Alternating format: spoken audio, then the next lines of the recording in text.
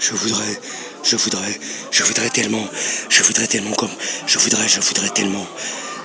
Le film, mon film, le film aidé par le CNC et produit par la production, l'Ardux, a été retenu, vient d'être projeté au Festival du film international de Cannes.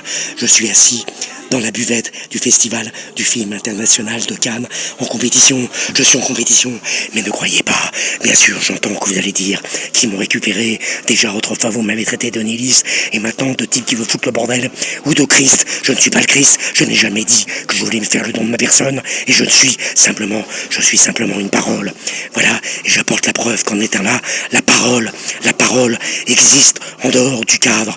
La parole existe en dehors du cadre de la mise en scène rigoureuse du film L'état de notre urgence. La parole a transcendé les indications de la mise en scène. Elle est devenue acte créatif, justement parce que la parole est incompréhensible dans ce film, parce que la parole dans l'état de notre urgence est incompréhensible, identifiable, et on ne sait pas qui sont cet homme et cette femme, et on ne sait pas pourquoi le haut-parleur braille tout seul dans le couloir. C'est incompréhensible, on ne comprend rien, et pourtant la parole existe. La parole crée émotion, une émotion qui transcende justement le cadre de la mise en scène.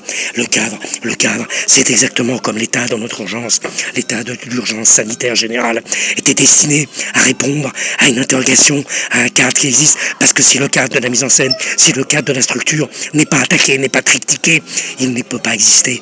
Donc, pour exister, il doit récupérer surtout les individus, les minorités, les associations, tous ceux qui n'existent pas, pour justifier justement de son cahier des charges, non pas de son cahier des charges uniquement, mais de sa propre existence. La contestation est un moyen d'exister pour celui qui existe. S'il n'y a pas de contestation, il n'existe plus, et c'est une faillite totale.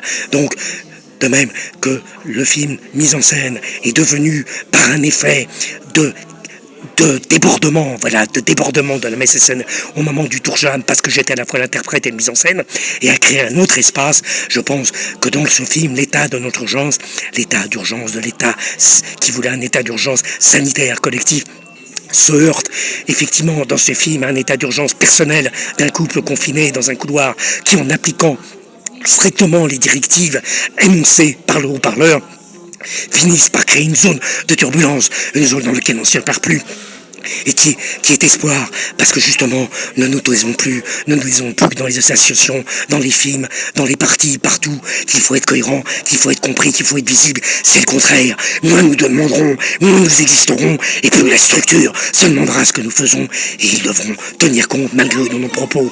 Qui se souvient encore des mots d'ordre des Gilets jaunes? Il n'y avait pas de mots d'ordre de ceux qui ont tourné autour des longs-points. Il n'y avait pas de chef, il n'y avait pas de porte-parole. Tout était incohérence. Et dans les siècles et des siècles, on parlera encore de ce mouvement sur les tourbins, sur les ronds-points. J'en suis certain. Je vous aime.